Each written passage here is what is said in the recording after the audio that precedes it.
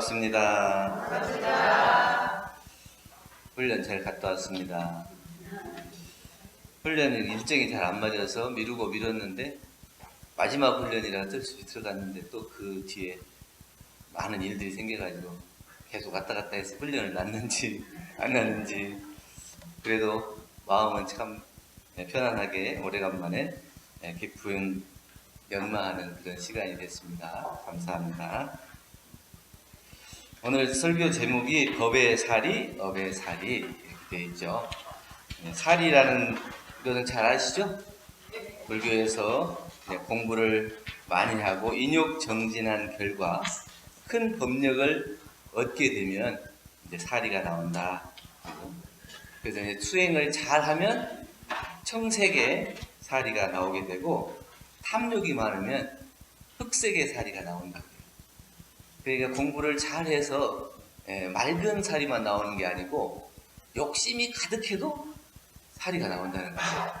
그게 집착과 탐욕으로 인해서 그게 응어리지면 그게 흑색의 사리가 나온다는 거거든요.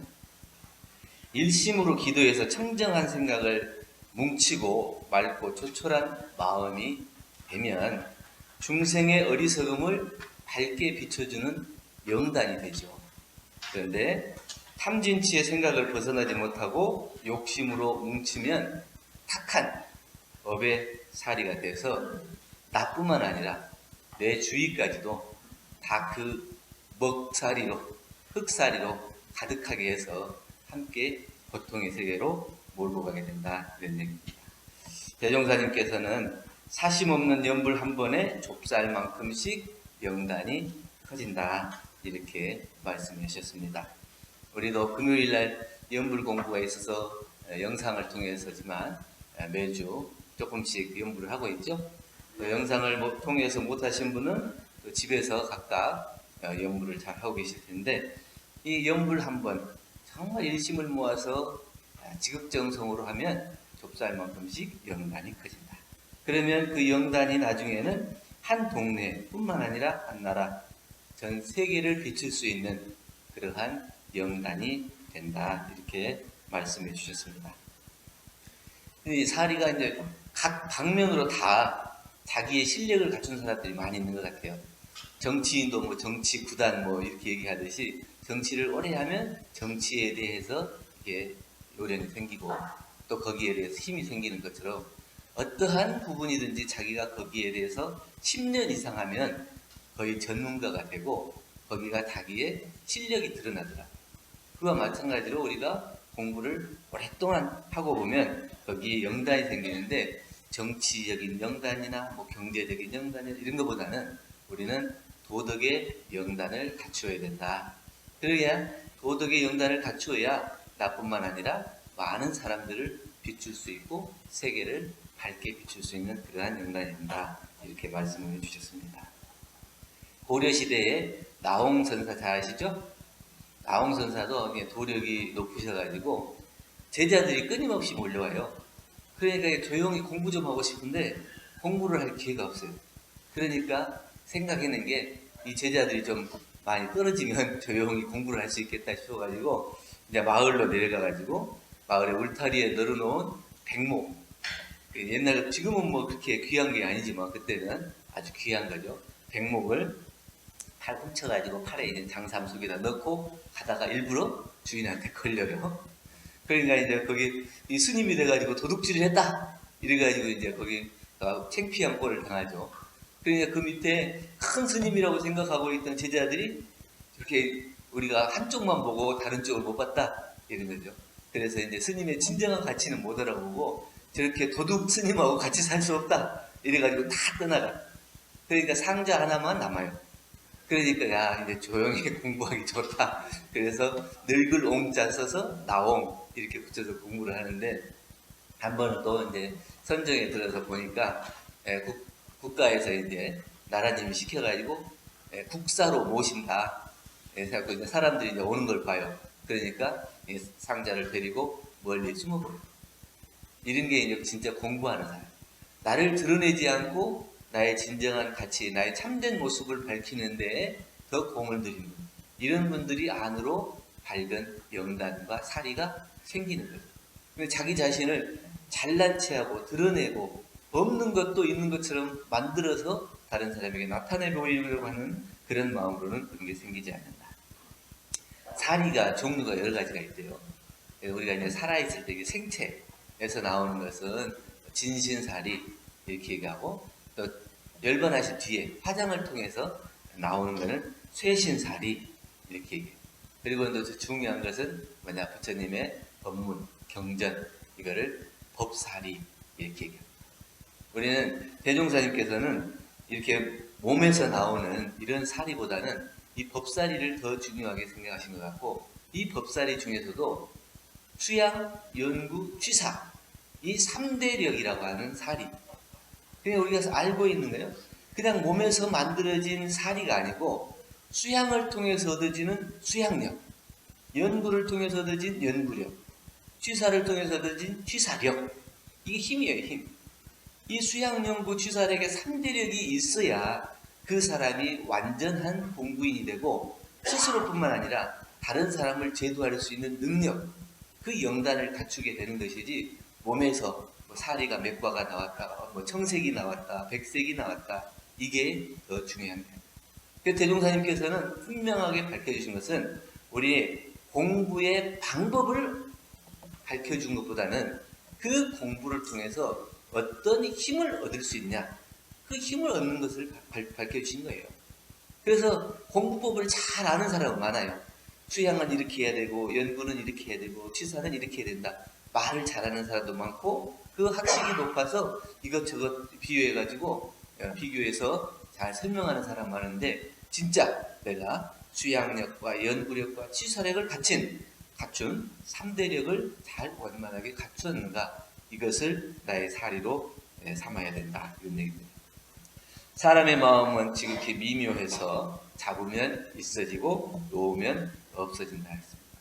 수행품 1장에 밝혀준 것처럼 우리가 일상중요법을 대조하고 또 대조하고 챙기고 또 챙겨서 필경은 챙기지 아니해도 저절로 되어지는 경지까지 가라.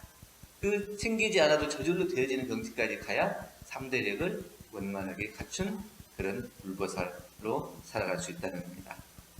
그렇기 때문에 대종사님께서는 사리를 만들었어요, 안 만들었어요? 만들었어요, 안 만들었어요? 말씀드렸잖아요. 진신사리, 쇠신사리, 법사리.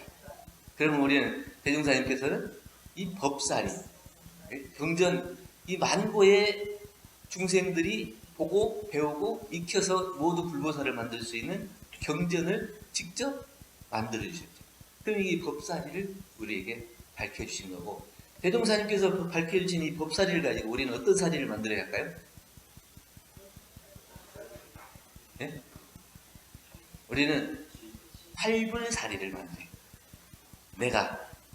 내가 스스로 이 법을 통해서 거듭 태어나고 이 수양력, 연구력, 취사력을 갖춘 3대력을 갖춘 참다운 공부인이 돼서 나 혼자만 기쁘고 재밌는 게 아니라 내 이웃과 또 세계에 통해서 모든 사람들이 함께 즐길 수 있는 그러한 신법을 쓸 수 있는 그런 활불사리가 돼. 여러분들 활불사리가 얼마만큼 돼 있어요? 조금? 안 보여요? 아직 안 찾아봤어요? 찾아보면 다 있을 거예요. 지금 원불교에 들어와서 30년, 40년, 어떤 분은 50년 이렇게 공부하셨는데, 이 대종사님께서 밝혀주신 이 법사리를 가지고 공부하는데 내가 활불사리가 안 생기면 이상한 거죠. 생겼지. 근데 그걸 갖다가 내가 챙겨보지 않아서 그렇죠. 그래서 내가 공부를 할 때 정말 그 공부의 방향을 확실히 잡고 가느냐, 그냥 해도 그만 안 해도 그만 이렇게 사느냐, 여기에 따라서 내 마음이 챙기고 또 챙기고 안 챙겨도 챙겨지는 정도까지 가야 이 활불사리가 정말 드러나서 누구든지 보고 그 사람을 만나면 기쁘고 좋고 감사하고 은혜롭고, 그 사람 스스로는 얼굴을 보면 늘 행복과 감사와 기쁨으로 살아가는 사람, 그 사람이 활불사리. 그러면 그 사람은 꼭 몸속에서 뭘 구슬을 만들어야 그런 사리가 아니고 그 몸 전체에 얼굴에서 광명이 뿜어져 나오죠. 얼굴을 통해서, 공부를 통해서 그 기쁨과 행복이 가득하기 때문에 그 얼굴만 보면 저 사람은 굉장히 공부를 열심히 하는 것 같다. 어떻게 저렇게 행복한 표정을 지을 수 있을까? 정산 종사님께서 정말 그 달덩이 같은 얼굴을 하고 계셨잖아요. 그러니까 안병옥 씨가 보고는 어떻게 얼마나 공부를 하면 저렇게 이제 얼굴이 환하고 둥글고 달모습으로. 그래서 모든 이 교도님들이 총부에 와서 정산 종사님 보면 키도 좀 작으시고, 그런데 다 그냥 그 앞에서 머리를 조아리고 이런 걸 보면서 그 법력을 알고 그분의 참 가치를 알아본 거예요. 우리도 그렇게 활불사리를 만들자는 거예요. 불교의 스님 중에서도 이 만들어진 사리보다 이 만물이 다 부처다 하는 것을 깨우침을 통해서 밝혀주신 분이 있는데, 중국에 다나선사라는 분이 있어요. 이분이 이제 이렇게 쭉 이제 돌아다니다가 어느 절에 갔어요. 갔는데 보통 이제 그 절에 가면 이제 객선들을 잘 모시는 데가 있고 잘 못 모시는 데가 있고 그래요. 그러니까 이제 돌아다니는 백성이 이제 왔으니까 아마 불도 잘 안 대준 것 같아요. 추운 겨울날인데. 그러니까 이 다라 스님이 법당에 가니까 이게 복불, 나무로 깎아놓은 부처님 이렇게 세 분이 이렇게 모셔져 있다. 그러니까 한번 목불을 가져다가 토끼로 쪼개가지고 불을 떼요. 그러니까 그 절에 있던 주지 스님이 그걸 보고는 아주 즐겁을 하죠. 아니 어떻게 스님이 돼가지고 부처님을 이렇게 쪼개서 뗄감으로 쓸 수가 있냐. 그러니까 이 스님이 천연스럽게, 원래 본명이 천연이잖아요. 다라 천연인데 천연스럽게, 아니 부처님의 몸속에는 사리가 있다고 해서 나도 이 부처님이 사리가 얼마나 들었는가 보려고 한번 쪼개봤다. 그래서 이거 불을 태우면 화장을 하면 사리가 나오잖아요. 그래서 화장을 했다.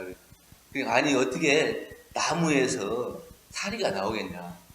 그러면 나무에서 사리도 안 나오는데 그러면 부처님이 아니고 그 나무 토막이지 뭐 부처님이냐. 이렇게 얘기를. 그러니까 이 사람이, 이 주지 스님이 여기 참 괴상망측한 스님이다 그러고 쫓아내요. 그 다음날 봤더니 절 앞에서 바위 위에다가 시든 꽃 뱃송이를 놓고 예불을 드린다고 그러고 있어요. 그러니까 이 주지 스님이 생각했을 때, 아니 법당에 모셔져 있는 부처님을 쪼개서 불을 떼더니 오늘 아침에는 그 시든 꽃을 바위 위에다 놓고 바위가 부처님인 것처럼 거기다가 예불을 올리냐, 이렇게 얘기를. 그러니까 이 다라 스님이 뭐라냐, 보는 사람에 따라서 부처로 보면 부처고 나무로 보면 나무다. 당신은 뭘로 보이냐 이거지. 그러니까 이 바위나 이 시든 꽃이나 할 것 없이 내 마음속에 예불을 올릴 대상이 되고, 예불을 부처님으로 보시면 본다면 다 부처로 보여요. 이 우주만유 전체가 다 부처님인 거죠. 그러니까 우리가 그 생각하게 그 나무를 부처님으로 모시고 거기다는 공양하고 절을 할 줄 아는데, 세상에 널려있는 이 부처님에게는 공양을 못하고 그 객성이라고 불도 안 떼주고 이런 것을 보고 가르침을 주기 위해서 그래요. 근데 이 주지 스님이 나중에 한 2년 뒤에 이제 이 다라 스님을 찾아와 그 법당에 있던 나머지 부처님 두 분을 모시고 왔어요. 제가 그때는 공부가 미숙해서 스님을 잘 못 알아봤습니다. 이제 어제 비로소 제가 깨우침을 얻었습니다. 이것도 필요하면 갖다 떼십시오. 이미 부처가 어디에 있는지를 아는 거예요. 그래서 우리가 그 부처에 매이고 사리에 매이면 진짜 부처가 어디에 있는지를 잘 못 본다. 그렇기 때문에 우리는 팔불사리를 발견해서 내가 살아가는 이 세상에 지금 이곳에서 부처를 발견하고 부처로 모시는 팔불의 삶을 살아야 된다.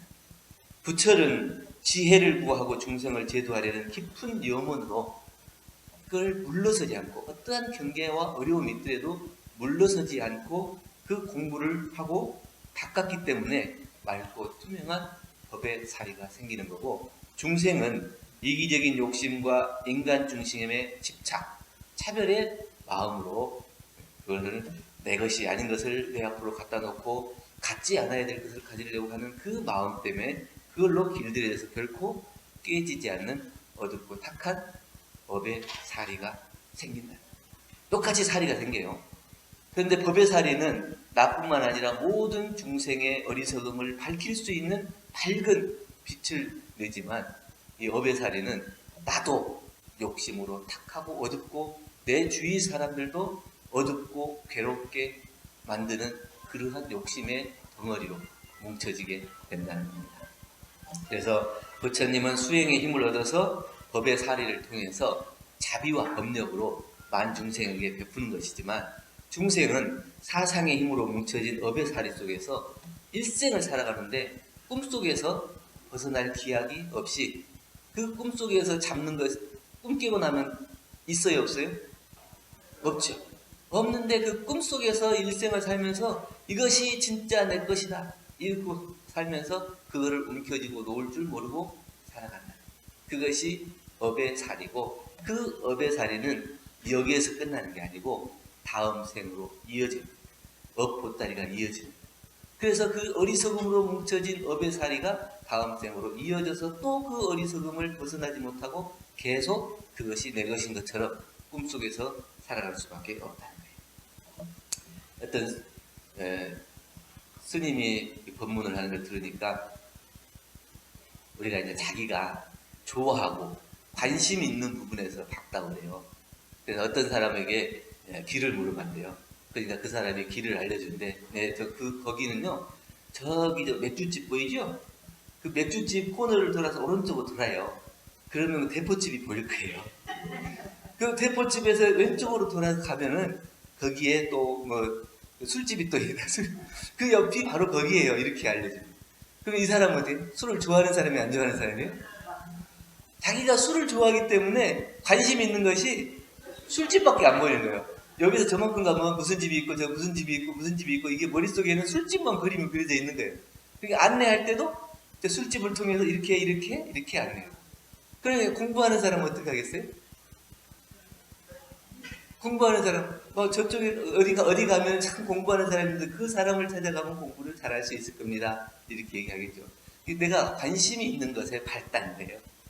공부하는 게 밝으면 맑은 법의 사리가 키워지는 거고, 그렇게 욕심 있는 곳에 밝으면 법의 사리가 길러질 수밖에 없다는 거예요. 여러분은 법의 사리가 많습니까? 업의 사리가 많습니까? 이게 한번 저울에 한번 달아봤어요? 이것도 없고 저것도 없는 것 같아요? 야, 좋네요. 깨끗하게. 아무것도 없으니까. 네, 시작하면 되네요. 예. 우리가 이제 백척간도 진일보 이렇게 얘기하잖아요. 예, 백척. 그 백척이나 되는 높은 데에 대나무 꼭대기에서 한 발짝을 내디드라, 공부를 하는 사람은. 그래야 된다는데, 공부를 하다 보니까 저도 백척이나 된 그 꼭대기에서 한 발을 내디딜 수 있을까? 그 백척 높은데 100m만 된다 해도 거기서 떨어지면 땅바닥에 꼬부러져서 죽게 되겠죠. 근데 한 걸음을 내디디면 죽는다는 것. 근데 그 죽는 것을 각오하고 한 발을 내디딜 수 있냐 없냐? 그 한 발을 내디뎌야 공부가 된다는 거거든요. 근데 한 발을 내디디려 보면은 백척이 있어요, 없어요? 여러분들 몇 척이나 돼요? 제가 생각해보니까 이 백척이 나의 업인 것 같다. 내가 그동안에 몸과 입과 마음으로 잘못 짓고 잘못 행했던 모든 것들이 내 스스로가 이 높이가 돼 있어요. 업이 이만큼 높아져서 백척이나 돼 있어요. 그 업 높은 데에서 자기가 한 발을 내디디려고 하니 얼마나 두렵고 캄캄하겠어요. 자기 스스로가 그것이 내가 몸과 입과 마음으로 지은 업의 높이다. 그 업을 소멸시키고 업을 없애면 내가 한 걸음을 디딜 수 있겠다고 생각하고, 그 용감하게 용기 있게 그 한 걸음을 내딜 수 있는 사람, 그 사람은 비로소 그 업의 높이를 타파하고 한 걸음을 내딜 수 있어요. 그런데 그게 높다고만 생각하고 자기의 업인 것을 생각하지 못하고 살아가는 사람은 무섭고 두렵고 이렇게만 생각하지, 내가 언제 한 걸음을 내디딜 것인가 생각을 못한다. 내가 업이면, 내가 지어놓은 업이라면 내가 스스로 그것을 깨트려야 돼요. 그러려면 내가 한 발을 내디뎌야 돼요. 누구 다른 사람이 등 떠밀어서 하는 게 아니고, 거기에 두려워가지고 계속 거기에 머물러 있을 거예요. 그 높은 데서 무섭고 두렵고 떨고 그렇게 가만히 있어요. 내 이 업을 과연 어떻게 할 것인가 무서워만 하고 있을 게 아니라 한 발 용기 있게 내디딛고, 그 한 발을 내디딤으로 인해서 자기가 몸과 입과 마음으로 지었던 그 업을 발견하게 되고, 이제 내가 그 업을 소멸해가는 그 노력을 할 수 있게 된다. 그렇기 때문에 우리가 자기가 법의 사리가 어느 것이 더 많이 쌓여 있는가 그것을 보고 내가 업의 사리가 많이 쌓여 있다면 업의 사리로 바꿔나가는 공부를 해야 되겠죠. 우리 권진환 교도님이라는 분이 계시는데 이분이 미신을 옛날에 이제 미신을 원불교를 만나기 전에 그래서 이제 꼭 장님을 모셔다가 새해 되면 독경하잖아요. 장님 모셔다가 한 해의 운을 이렇게 좋게 하려고 독경을. 그러니까 우리는 이제 미신을 타파해라. 이래서 이제 그런 걸 이제 하지 말라고 했는데 그게 그동안 해왔던 것이기 때문에 못 고쳐. 한 번에 못 고치고 또 장님을 불러다가 독경을 하고 있어요. 근데 새해 되면 음식도 차려가지고 옛날 같으면 그 담벼락 같은 데다가 이렇게 올려놓잖아요. 그랬는데 동네 애들이 또 장난 삼아서 그 집에 가가지고 그 먹을 것이 있으니까 그 먹을 거 훔쳐가지고 달아나. 그러니까 이 독경을 하고 있는데 음식을 가져가니까 이분은 그렇죠. 그러니까 막 쫓아가가지고 하나를 잡아갖고 하나를 두드려 팼는데 마치 그게 또 어떻게 하면은 그 부모가 없는 할머니가 혼자 데리고 사는 애예요. 그러니까 이 할머니가 또 군이 나가지고 내가 우리 손자를 지네 부모도 없는 손자를 내가 애지중지하고 어떻게 어렵게 힘들게 키우고 있는데 부모가 없다고 요놈만 잡아가지고 이렇게 두드려 패냐. 내가 분하기가 이럴 데가 없다. 이러면서 동네 사람들 다 들으라고 소리 지르는 거예요. 그러니까 사람들이 다 몰려와가지고 도대체 무슨 일인가 하고 보니까 그 할머니가 하는 얘기를 들으니까 못 되는 것 같잖아요. 그 사람 입장에서 들으면 진짜 부모 없는 얘기니까 자꾸 부모 있는 애들은 다 놔주고 걔만 혼내는 것 같잖아요. 그렇게 해서 그걸 참 무안을 당하고 보니까 어느 것이 중요하냐. 내가 복을 빌려고 장님을 모셔다 독경을 했는데 사실은 그 애들이 음식을 가져가서 먹는다고 해서 그게 뭐가 잘못됐어요? 그 살아있는 애들이 그걸 먹으면 그게 복이 되는 거잖아요. 근데 어디에다 복을 빌어야 될지 그걸 잘 모르기 때문에 이 미신을 타파하지 못하고 장님을 불러다 독경하는 거면 복을 받게 된다. 이 생각만 있는 거예요. 근데 사실은 그 음식을 차려서 그 못 먹고 못 사는 애들한테 음식을 풀어서 먹이면은 복을 받겠어요? 안 받겠어요? 그 장님을 불러서 독경하는 거하고 그 음식을 나눠 먹이는 거하고 어느 것이 더 복이 있겠어요? 그것이 이제 대종사님께 밝혀주신 이게 진리고 사실불공이고 처처불상 사사불공이고 이걸 통해서 법의 사리를 만드는 확실한 활불사리가 되는 거예요. 그런데 그 미신을 깨치지 못하기 때문에 그렇게 그 일을 하다가 결국은 거기에서 무한을 당하고 확실히 대종사님께서 왜 미신을 타파하라고 했는지 이거를 알고 그 뒤부터는 확실하게 끊었다. 우리도 뜯어 고치지 못했던 것, 또 욕심으로 뭉쳐져 있던 것, 이걸 단번에 없앨 수는 없다 하더라도 그걸 점진적으로 없애는 노력을 하고 그것을 바꾸어 나가야지 그 스스로가 법의 사리를 장만할 수 있는 공부인이 되는 것이지 내가 법의 사리만 계속 뭉치면 이것도 정말 단단해갖고 안 깨져요. 옆에 보시면은 고집쟁이들 고집 쉽게 꺾어지던가요? 고집도 쉽게 안 꺾어지는데 자기 욕심으로 만들어낸 이 업의 사리가 깨지겠어요? 잘 안 깨집니다. 그렇기 때문에 우리가 정말 하고 또 하고 챙기고 또 챙겨서 챙기지 않아도 챙겨지는 정도까지 갈 정도 돼야 스스로의 영단, 법의 사리가 생겨서 세상을 밝히고 세상에 도움 주는 그런 인물이 될 것이다. 부서지고 깨지고 망가질지언정 업의 사리에 자기의 마음을 뺏겨서 거기서 벗어나지 못하고 고통을 받지 말고 이 법의 사리를 발견하고 내가 비록 이 힘들고 어려운 경계 중에서도 이 백척간도에서 한 걸음을 내디뎌서 내가 목숨을 잃는 경우가 있다 하더라도 기필코 이 업을 여기서 깨트리고 법으로 나아가야 되겠다. 이런 각심이 생긴다면 그분이 좁쌀만한 법의 사리, 영단이 생기기 시작합니다. 그렇기 때문에 우리는 자기 스스로를 비추고 또 세상을 밝힐 수 있는 법의 사리, 영단을 만드는 그런 공부인으로서 세상을 행복하고 평화하게 만들 수 있는 그러한 공부인이 될 수 있기를 염원하는 마음으로 오늘 법의 사리에 대해서 말씀을 드렸습니다. 감사합니다.